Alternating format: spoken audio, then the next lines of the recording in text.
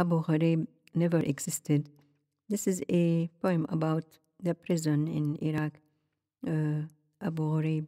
And I think I was traumatized by all those scenes of horrible, incredible violence. And, they were done by the American soldiers who were there. And I found it incredibly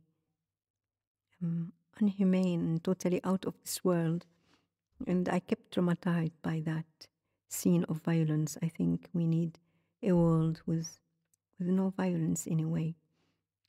All my journey is to have a place where really there is no violence around us.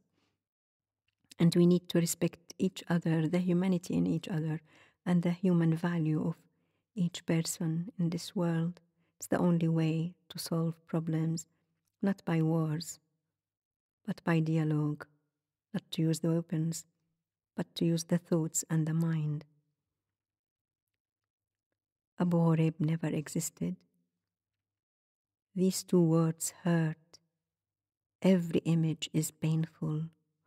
All are blurred. To transform them into words took her 7 years. Scenes pass before her eyes, disturb her thoughts, paralyze her imagination. Words take shape out of agony.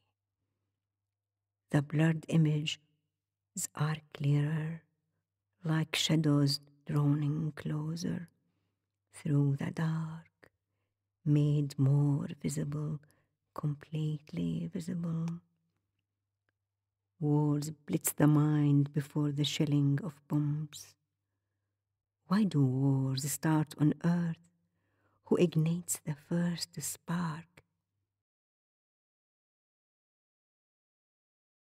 The lights of the Albert Bridge, her guardian, trust the light. Abu Ghraib began within the walls of her home. Human beings may disintegrate ahead of war, as if to foretell an imminent apocalypse. She witnessed his disintegration. His facial expressions became like the dictator's, the same hazy eyes, the icy cold. She saw Brigadier Lindy England invading every space.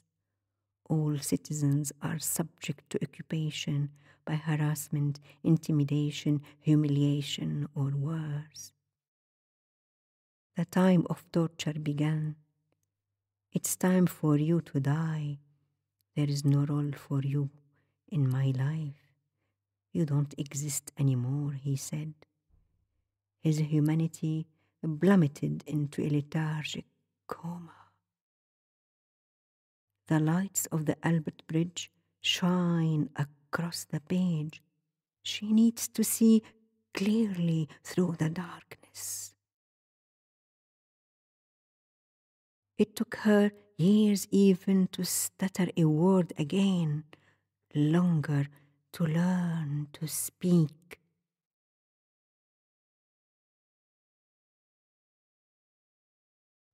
Dictators, warlords, occupiers pretend innocence.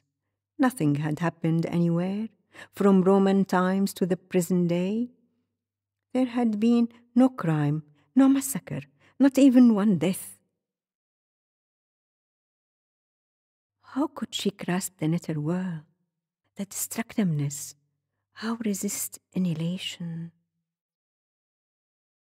Images caught in a whip, dogs biting naked prisoners, men chained like animals, dried blood on the floor, men hooded with plastic bags, shackled in rusty chains, hungry dogs frightening them, bodies heaped on one another, human beings raped to the soul. Haj Ali standing balanced on a cardboard box, Gus with a dog collar around his neck, Brigadier Lindy dragging him. Agonized men bathing in excrement, naked men piled up like a rubbish tip. Abuse bland in dark caves, Brigadier Lindy is there. She is here. Many other Abou Ghraibs took place in villages, cities, caves, homes, between enemies, tribe, families, neighbors. Traumatic memories know no time. They can perish in seconds or last a lifetime. She struggled to defend her dignity, her right to live. Who would stand by her? She lived in fear those 7 years, travelled into deepest silence, disabled to the bone. Tonight, she will let go of her fear. The sunset falls on the trees, lights brighten the river face, and the winter leaves wait for the promised light of dawn. Albert Bridge is shining. She will find her way back home clearer than ever before.